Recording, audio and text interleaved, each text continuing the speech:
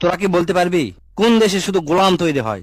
মালিক বা রাজা তৈরি হওয়ার জন্য ওই দেশে কেউ জন্মগ্রহণই করেনি। খালি তাই নয়, ওই দেশটা তিনটা তন্ত্রের মাধ্যমে চলে। এটা হচ্ছে গোলামের বাচ্চারা খালি গোলামি হবি, ওই দেশে গোলাম কোনোদিন রাজা হবি না।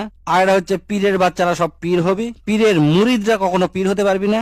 আর রাজার বাচ্চারা খালি রাজাই হবি। ওই দেশের প্রজারা বা সাধারণ জনগণ কোনোদিন রাজা হতে পারবি না। গত 50 বছর যাবৎ মাত্র 2টা রাজ পরিবার দেশ চালাচ্ছে। অন্য কেউ ছোটখাটো আসছিল, কিন্তু তারা টিকে থাকতে পারেনি। ওই দেশের কোটি কোটি জনগণ আছে, কারো মনে কোনোদিন জাগে না যে আমরাও রাজা হতে পারি। দেশের মানুষের এমন মন মানসিকতা হয়ে গেছে যে ওই দুই পরিবারের সবাই যদি মরে যায়, মানে কেউ যদি আর না থাকে, তাহলে দেশের মানুষ দেখবি যে ওই বাড়ির কোন কুকুর বিড়াল আছে নাকি। যদি কোন কুকুর বেঁচে থাকে, সেই কুকুর ভোট দিয়ে সংসদে পাঠাবে। তারপরেও ওই দেশের গোলামরা কোনোদিন রাজা হওয়ার চিন্তা করবি না। এই 50 বছরে তাকে মনের মধ্যে গেঁথে গেছে যে আমরা গোলাম হওয়ার জন্যই জন্মগ্রহণ করছি। খালি তাই নয়, ওই দেশের সমস্ত মানুষের লেখাপড়া করানো হয় শুধুমাত্র চাকরি পাওয়ার আশায়। অর্থাৎ লেখাপড়া করে বড় ডিগ্রি অর্জন করে চাকর হবি, অর্থাৎ চাকরি করবি। সেই জন্য ভালো ব্যবসা বা মালিক হওয়ার জন্য কোনো দিন কোনো বাপ মাও সেই দেশে লেখাপড়া করায় না। কি একটা সাংঘাতিক ব্যাপার, ভাবছো কি তোরা? এই ব্যাপারে তোকে একটা উদাহরণ দেয়, শোন। মনে কর একটা ছেলে লেখাপড়া শেষ করে চাকরি না করে গ্রামের বাজারত বড় দেখে একটা মুদির দোকান দিছে, যে মুদির দোকানত মোটামুটি ভালো ব্যবসা, এবং 3 জন কর্মচারী নিছে। 3 কর্মচারীর বেতন দেয় 30,000 টাকা। ওই এলাকার লোকজন অর্থাৎ প্রতিবেশীরা দোকানের সামনে যায় আর কয়, কারে লেখাপড়া শেষ করে কোনো চাকরি বাকরি কিছু পাইলো না, লাস্টে কোনো পথ না খুঁজে পায়া এই মুদির দোকান দিল তেলায়।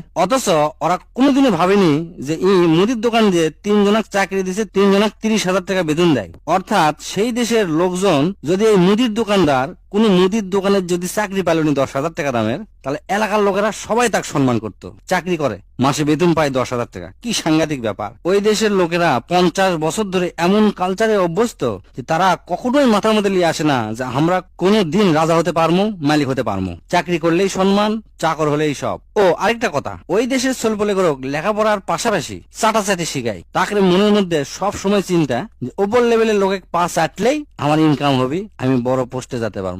চাটাচাটি ছাড়া ওই দেশে কোনো কামই নাই। এরা আবার ওই দেশতেই বাস করে, কিন্তু কোনো দিনও ওই দেশে ভালোবাসে না।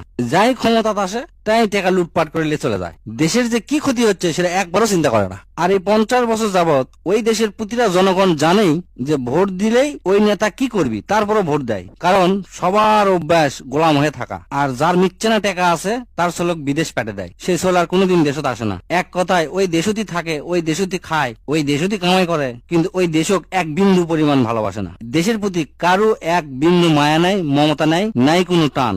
মেলা কুলু দিছি, এখন কহ ওই দেশের নাম কি? স্যার, মেলা কুলু দিছেন ঠিক আছে, কিন্তু প্রশ্নটা মেলা কঠিন। সারা বিশ্বে ইনকে দেশ আমরা খুঁজে পাচ্ছি না। আপনি না সকল দর্শকে কয়া দেন, যদি তারা জানে কমেন্টে লিখে দিবি ওটা কোন দেশ।